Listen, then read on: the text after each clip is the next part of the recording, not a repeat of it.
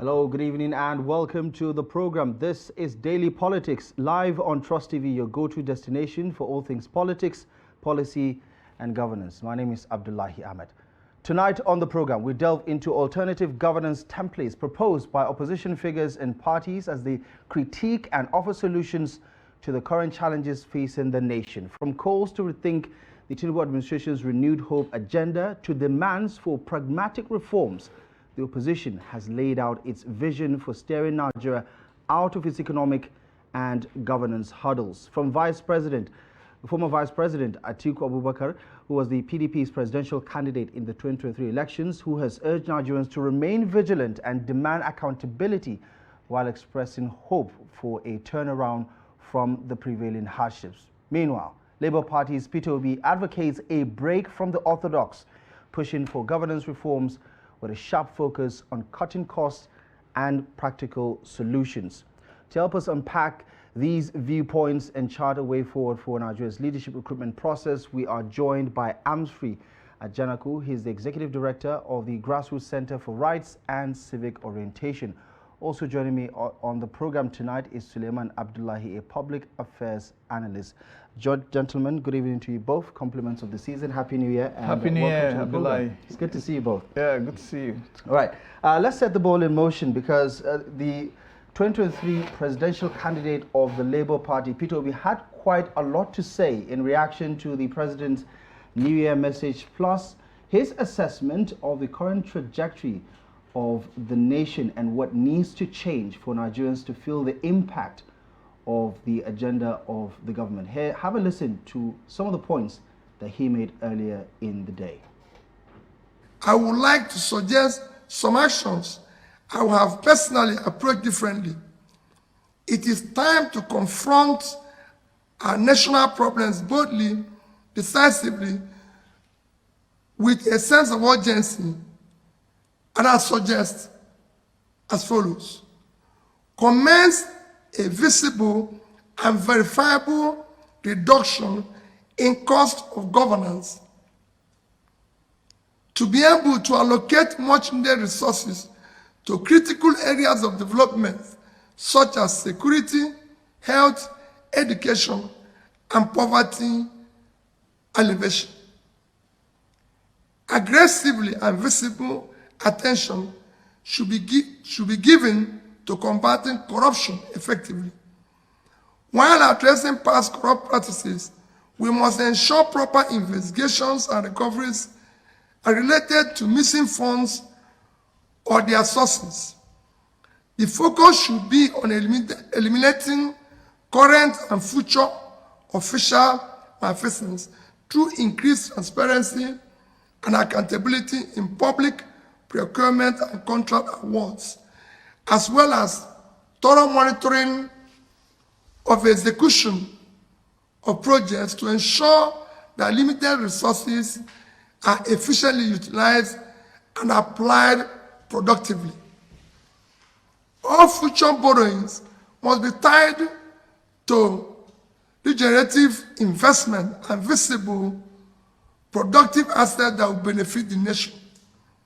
This will ensure both productivity and the ability to service and amortize such loans, rather than continue the current practice of accumulating massive debt with no tangible returns, which places undue strain on future development revenues.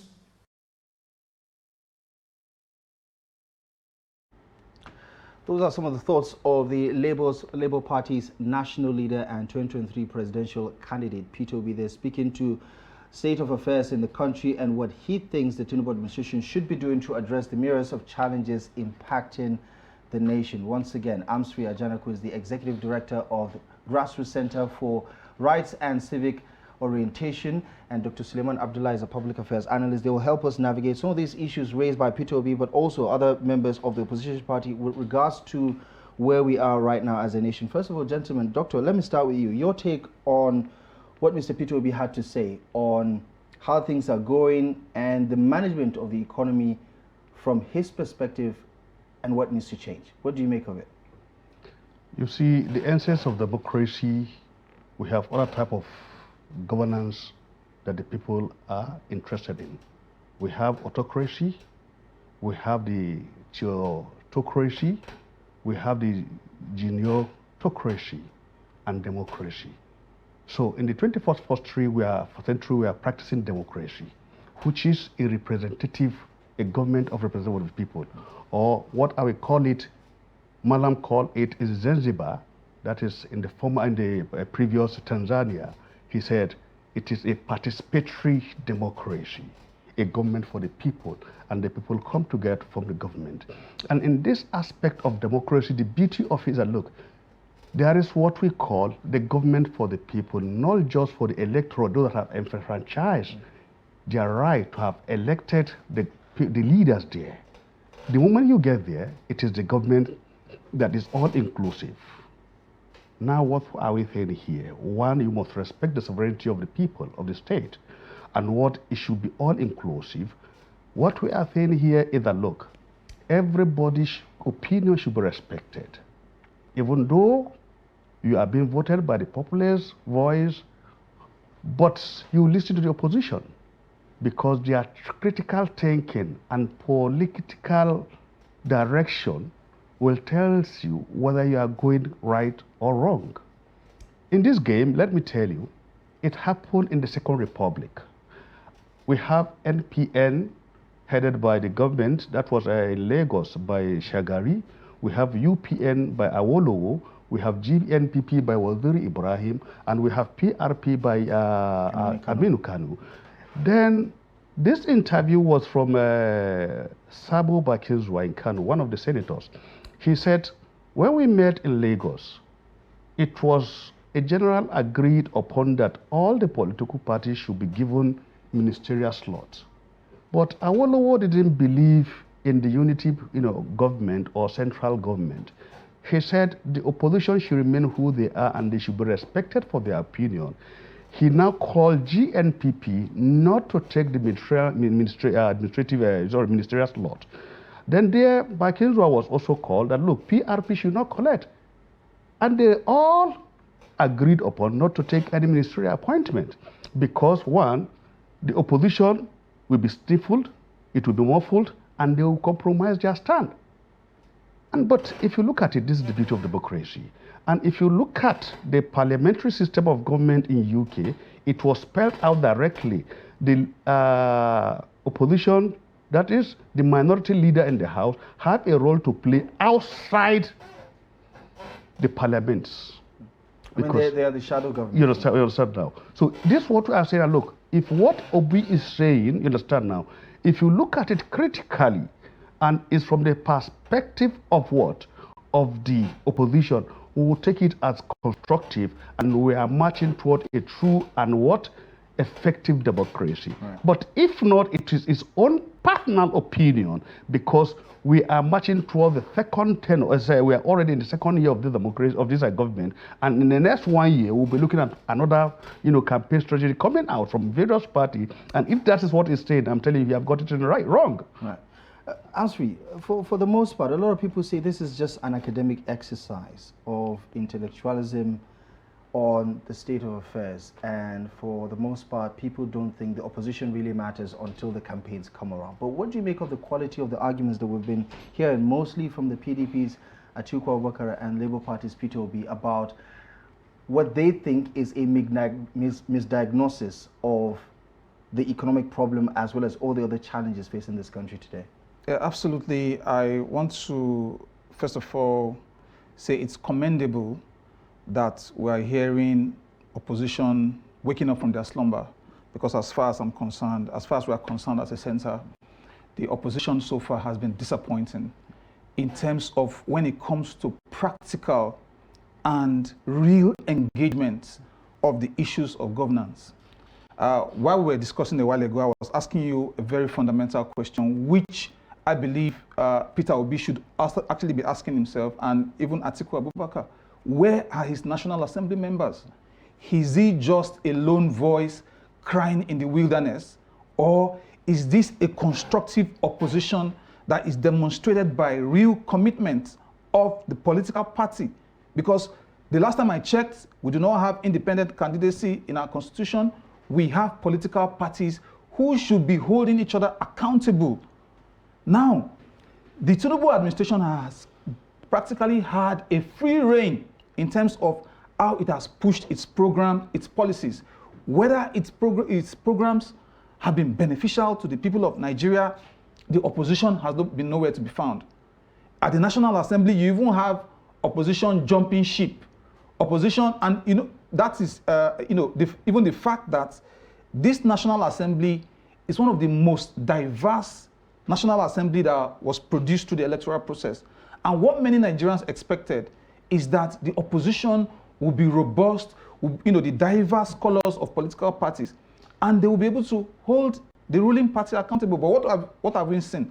We have seen an opposition that has been very, very quiet, very, very comfortable. In fact, they are so okay with the policies. And so how do they differentiate themselves from the ruling party? How do they get Nigerians to see that they have a fundamentally different worldview from the worldview of the ruling party? You don't we think that have not seen that on display so far. You don't think this is a classic case of the majority having its way and the minority having its say, where the opposition can lecture Nigerians about the best way forward, about the solutions, but at the end of the day, it's still President Bola Ahmed Tinubu that is running the country, and that's how it goes? Yes, we're not saying, it's a classic, and Dr. Suleiman had made reference to it. The fact that, opposition must be heard. Opposition must, bring something to the table. But when it comes to constructive engagement, we do not expect the opposition to just wake up 18 months after they are in a state of stupor, they don't really know what direction the country is going, and then they come and give us a press conference. We expect an opposition, a virile opposition, that is practically on the ground, taking the government up issue for issue. And you must give credit to the APC. The APC had that when they were in the opposition. You had the likes of Lai Mohammed that was basically engaging the PDP day in, day out, pointing out the flaws of governance and differentiating themselves. Little wonder they were able to turn the tables and win the elections in 2015. But the current opposition we are seeing, we're just seeing discordant voices, just a diverse array of voices. Atiku is speaking from one side, and they're even, in terms of the calculations for 2027, they're even, working across purposes. The other day, Peter Obi was saying, no, we are not in any discussion for merger, and things like that. So you just ask yourself, what is the direction for the Nigerian people, where you have a ruling party that is, kind of riding roughshod on Nigerians with all manner of policies that are making the people groan. We may not argue about the intentions, whether, for example, the government, wants to, do the right things, but the lack of a human face to the policies of this government, and the fact that these policies have really impoverished Nigerians. Nigerians were really very poor before this government came on board, and you cannot have a situation in which somebody is sick, somebody is hemorrhaging, the person is is losing blood, and you come again and you introduce measures that will make the person lose more blood. So, and that is the situation we are in, and Nigerians expect better from the opposition. So I don't think it's late in the day. This is just 18 months of the Tinubu administration. The opposition can still go back to the drawing board and ask themselves real fundamental questions. Those of them in the National Assembly that have not jumped ship, that have not moved over to the ruling party, they can still ask themselves, what is our role, even if is that having your say? Are you properly having your say to put the government in power on its toes to do the right thing for the people? Right. A big question there that many in the opposition would say they're doing just enough. But Doctor, what do you make of the quality of some of the arguments? I mean, put the messenger aside. What do you make of the message from the likes of Peter Obi, from the likes of Atiku Abubakar, who have been vocal about the current economic reforms of the Tinubu administration? Fantastic. If you look at it, criticism, constructive or unconstructive, biased or unbiased, we will look at the content of the criticism itself. Is it practical? Is it constructive? At what time are you giving this criticism? Then we have to measure it in the scale of what? Of true reasoning. To what standard? From which perspective are you talking from? You look at your political antecedent. What are your political ideology, political philosophy? Who are you? Who do you believe? If you are talking of the former PRP Aminu Kanu, you know he is a person of what? Of the people, downtrodden, of the masses. If you are talking of his blessed Awolowo, you know he is a person that so much believes in his area, in his territory. You understand? The Yorubas. He believes in his community. If you are talking of what? Of the Sadona, he so much believes in what? In respecting tradition and culture of his people. He has the people at heart. You understand now? So if you look at the person of Nnamdi Azikiwe, he is a true nationalist. So now you can read people from their perspective, who they are, and the moment they are given a message, you look at that message from that perspective. From which perspective is Atiku talking? In the interest of his political agenda, or Nigerian masses, or the Nigerian elite, or his followers? When last have he held a meeting with his followers in the National Assembly? And what is the PDP structure that they are putting in place in checkmating the excesses of this government? It's unknown. So the beauty of democracy has not been given the time to ripe by the opposition, so that Nigerians can actually enjoy the dividend of democracy. The dividend of democracy is not where you put infrastructure on ground. It's not just the freedom of speaking, but the role, the constructive and the effective way of engagement politically by the opposition tells you we are practicing democracy. But now what we are practicing is not democracy. How would you describe what we're practicing? Very good. What we are practicing today is a political system of federalism and favoritism. Understand now? It is the power for those in power. And if you want to cross over, you must join you must cross over to believe in their word, deeds and norms. Though what I'm telling you that the ethos of the practice of politics in Nigeria has not been standardized to match up with what? With this practice that is expected in the 21st century and that is accepted globally. Because if democracy, we have to play it right and correctly in Nigeria. I am telling you, I have not seen a true democrat in Nigeria up till now. You don't think with what we have right now, from the crop of politicians we have, you don't think we have a true democrat in the real sense? Tell me, in the opposition, who has the heart to engage when he is in power, to engage opposition who are not in power one-on-one and listen to their policies and vision and mission cross-crease with their own and look at it if it is favorable to the masses or Nigeria or not. That is number one. Who among the sitting governor that will give a British space to the opposition to constructively listen to him and address their issues as expected as opposition and look at it? They were only trying to load them into the system. That is why you see them moving from one party to the other. But isn't that a well-known fact? If you look at the politicians, for instance, worry about winning the next election because that could solidify their hold of power. I mean, granted, the debates have different texture and tone from one country to the other. But at the end of the day, the goal of the opposition is to kick out the ruling party, isn't it? So how much more tolerance or an open conversation do you want to exist for this to be the kind of democracy you think we need? Very good. In this place, most of the opposition party goes to sleep after the inauguration of the winning party. What have they been doing in the last 1.5 years? They usually say it's time for governance, not time for politicking anymore. No. What is there is that... Politicking is connected to governance. It's connected to governance, let me tell you. You see, this is why we have what we call unauthorized representative in the legislative and authorized representative. That is why the moment you hear some real opposition speaking, they will tell you, we have a time framework for you. Your time is over. Number two, I will tell you, your submission have come after the decision has been taken. You understand now? So this is the theory of telephone, academically. But I am telling you, what is expected is that, look, if you look at it in US, this is why you have two system parties, the Democrat and the Republican. Because the Republican will go, in the last 4 years, they will look at what the Democrats have been doing. Then they will now try to balance, look, you have failed, this is your strength, this is your weakness. Here they now bring, look, if we are the one, this is what we are going to do. Political, most importantly, that has to do with their foreign policies. So now, what are our core interests in democracy? Is it internal affairs? external affairs, infrastructure, health. What are the core indices that tells you these are the driving force of Nigerian democracy? But haven't the common denominators been the same over the past 4 election cycles? We're still talking about the same thing: infrastructure, security, welfare, right? Education, healthcare. I mean, these are the same issues that always come back every election cycle. And the messaging is also similar. That is why I told you in the beginning that, look, we don't have opposition, because opposition, you tell us what we are going to do different.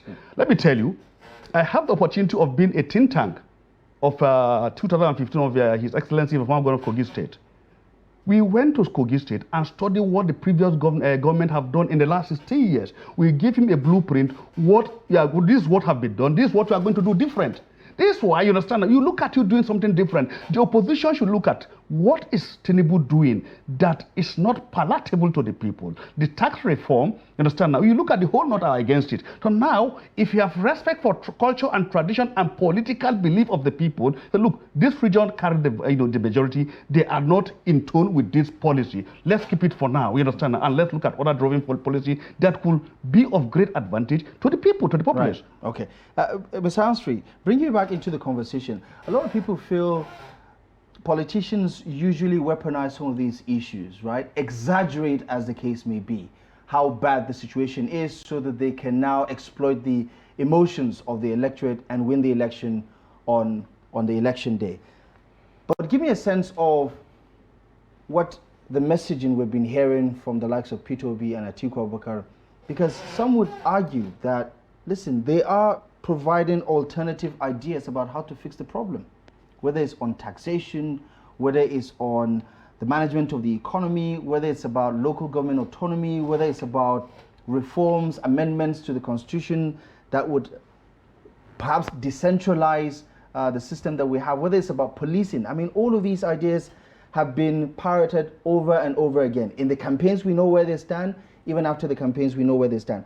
How do they go about this without politicizing the whole thing to their advantage? This is where they now draw the fine line, and this is where data also comes into play, because some of the challenges you talked about in terms of parroting the same ideas is because there's also a knowledge deficiency in terms of how the conversation is taking place. Which of the political parties, for example, has a research bureau? I mean, research is the PDP central. Recently inaugurated one. Beautiful, beautiful. Meaning that they are beginning to understand that for you to distinguish yourself from the ruling party, you need to dig deep. You need to engage in knowledge production. If you do not engage in that level of knowledge production, even the same ideas you are bringing, it will seem as if the ruling party has better idea than yourself as a party, because the ruling party actually is implementing. So it has several things, but there are very important low-hanging fruits, which the opposition, I expected them, given the frenzy we had in the campaign, given the fact that there was a lot of energy in that campaign, youth energy. For instance, I don't see what stops the Labour Party, for example, to be the party that is recognizable on youth issues, because it is the youth that drove that campaign. So you can decide that, yes, I'm not going to be an expert on all issues, but I know that the youth demographic is suffering under the current Tinubu administration. Unemployment is high, businesses are closing down, people are passing through severe pains when it comes to the effects of the economy. And you can decide to use that as your flagship issue. You do not have to use, you don't have to have the expertise in all of the areas. You may just pivot on a particular issue and use that to give yourself the identity as the opposition. Doesn't that expose you then to the counter argument that if they ask you, what's your solution on security? You can't just simply say, oh, we're a single issue party. We're only focusing you. We don't have a solution for security. No. Or we don't have a solution for... Abdullahi, that is not it. The youth issue has a security dimension. Many of the farmers in the Northwest, where the banditry is ravaging whole communities are being, in fact, recently, community leaders came out to talk about how bandits are giving ultimatum to communities. You understand? Youth unemployment, is it not connected to that?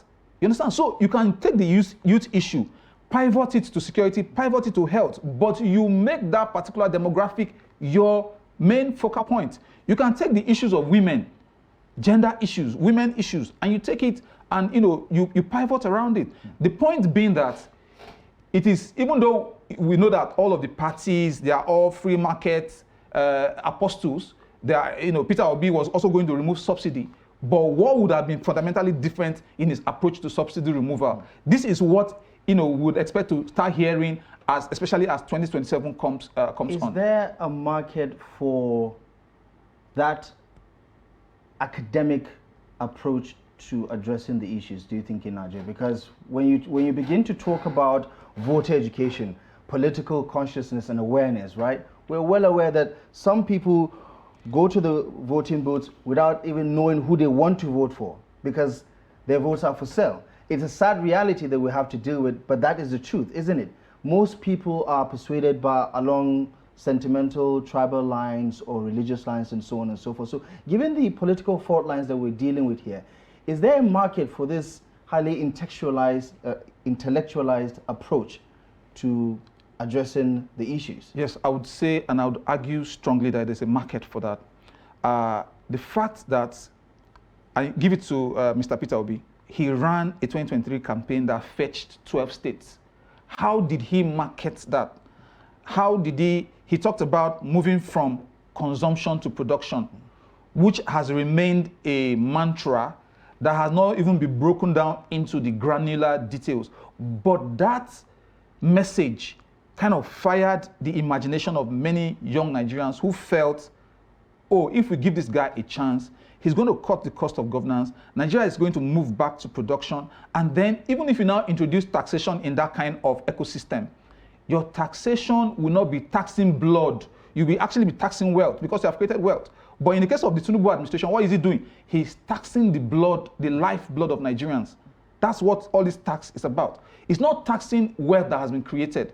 And this is the fundamental argument for those of us in civil society, that you cannot tax where you have not created wealth. First of all, reflect the economy, create wealth, get people working, and then you can tax them. But this kind of tax where businesses that already, in fact, moving around FCT, I saw several businesses where they had the FCT, IRS, the revenue service had, given them, put those notices there. And the revenue service is expecting tax from those businesses that are dying. So what kind of governance is that?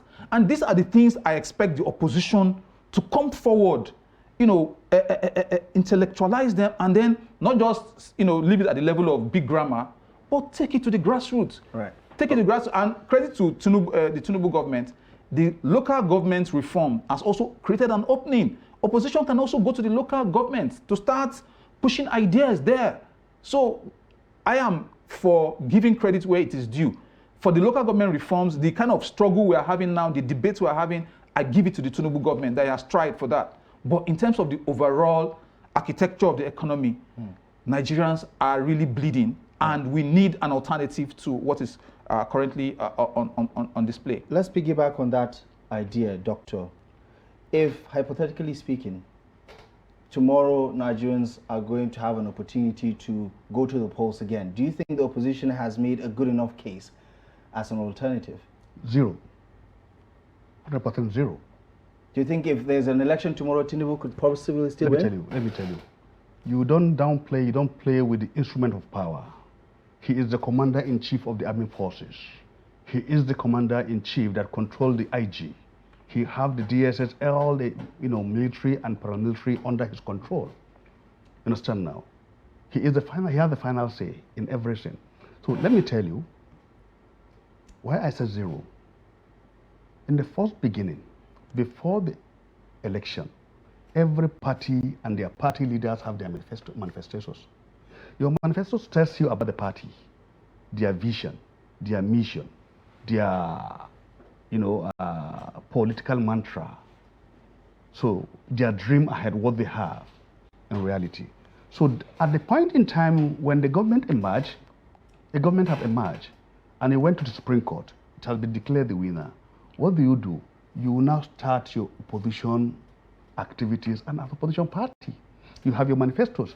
This is what we want to do. But to hand over, make it public in the pages of newspaper. Let the whole public see it. We'll now hand over to the ruling party. Compare and contrast the two manifestos. Which one is far richer than the other that will bring what? The relief to the people. And where do we have the interest of the masses? Where do we have the interest of the youth? Where do we have the more interest of the elite than the followers? These are areas you try to break down.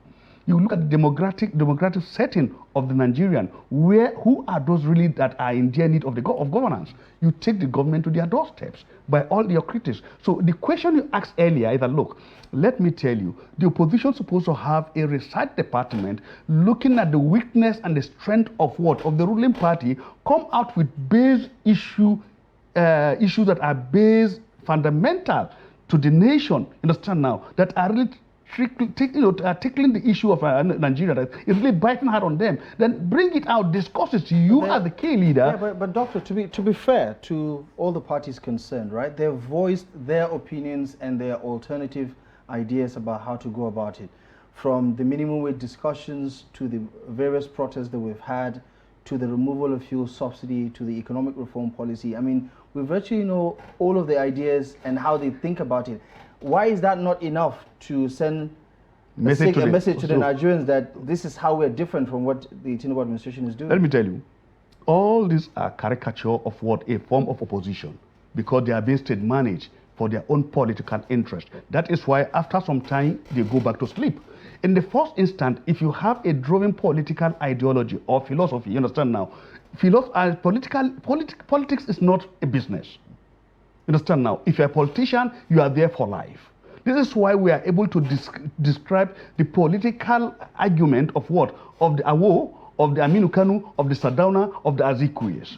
None of these are current political leaders that have no vision, that have no mission, they have not driven any political agenda for themselves and their followers and Nigerians. That is what I'm saying. If you look at it from the beginning, Peter Obi catch into what? The psychic of what? Of the youth. And he find that, look, the youth have been isolated from the political activities of Nigeria. So he worked with them, and look, they shouted Obi, Obi, Obi, Obi, you understand now? And unfortunately, the government of them never knew and see the relevance of Obi's impact on, the youth impact on Obi's campaign strategy and where he is today, for them to take leverage from there and know that, look, the youth are very sensitive to our political activities.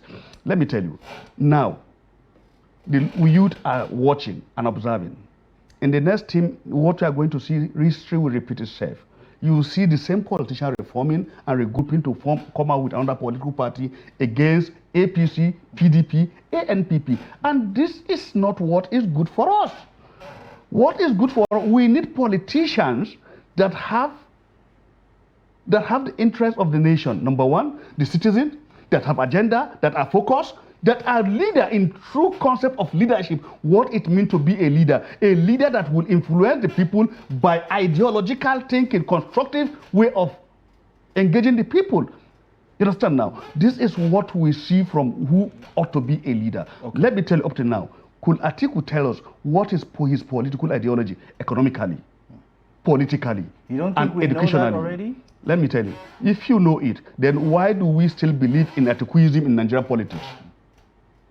What is still looking at? This is the same thing we are telling you. This is how we have been dealing with Tinubu and Shai Buhari case. Tinubu is the offshoot of Buhari. The 8 years of Buhari have affected Tinubu, what we are saying today, because it's still the same APC. So let me tell you, now the umbrella have come and gone. Now, what we are saying, APC is here. So we are now saying, look, it is a point APC should be ready to go away. Which party and which are the new political philosophers are we looking up to? Okay. Is it the same Kwankwaso we are talking? Where you are bringing back Kwankwaso we have known? Is it El-Rufai that have his own part in it, that he has his own enemies politically, and those that are against him and not for him and for him? Is it Al-Musa? So who are we really looking at from all this region of the country? Right. Who will you bring? Okay, a very good question. I don't think I'm in a position to answer that, but Amsfree, just before we wrap things up, yes, right? Piggyback off of that comment, because this week also we heard from Kwankwaso about a possible merger. This idea has been floating around for quite some time, where he came out to emphatically deny the existence of any kind of arrangement with Atiku Abubakar and Peter Obi. And Peter Obi also doubled down to say, listen, we're not having any conversations with NNPP, with PDP, or any other political party for that matter. It's safe to say, for now, at least on face value, the merger is not going to happen. What does that say about the landscape, especially as we build up to 2027? Because we all know that, as you said, politics and governance go hand in hand. One doesn't stop for the other. They coexist, right? What do you think that says about the landscape right now? If these three main actors say they're not willing to, at least at the moment, work together, what does that tell us? So what that tells us is that, number one, lessons have not been learnt from the 2023 elections, and very key lessons have been abandoned.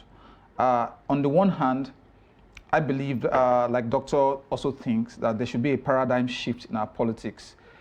These same names that were recycled for decades in our politics, we should start seeing fresh blood coming into the political process. And for that to happen, the political consultation should go beyond the elite politicians. The political consultation should go to the grassroots. Civil society should be involved. There should be a fundamental rethinking of our politics. And for that to also happen, for that to bring about real outcomes, the reform of the electoral process is critical, which is why I think it is very good that INEC itself has done some reviews and is now moving forward with some recommendations that would lead to robust participation of the people in the electoral process. For example, the issue of PVC is being reconsidered. PVC, where people have to go and line up, you spend weeks trying to collect PVC just to vote. INEC is now thinking in terms of just, your VIN number, your voting slip, just any ID, your driver's license can be used for voting. That is a forward, a good step forward if the National Assembly considers it, which is why I think part of what them Obi, Atiku, Kwankwaso, their likes should be talking about is reform of the electoral process. Right. Because if the process is not reformed, even if they get the critical mass, right, then the kinds of drawbacks that affected their chances in 2023 will still come up again. Right. So I think this is a fundamental aspect of the reforms we're talking about. It's still early days. 2025 just begun, and I must say that we expect that the political activities will definitely build some momentum in the few months to come, especially considering all of the developments that is happening within some of the leading opposition parties. Gentlemen, interesting conversation. We're going to have to leave it here for now. Amsfree, Ajanaku, and Dr. Abdullahi Suleiman, thank you so much for joining me on Daily Politics tonight. I appreciate you very much for your insight. Thank you very much. Thank you very much. Pleasure. Thank you.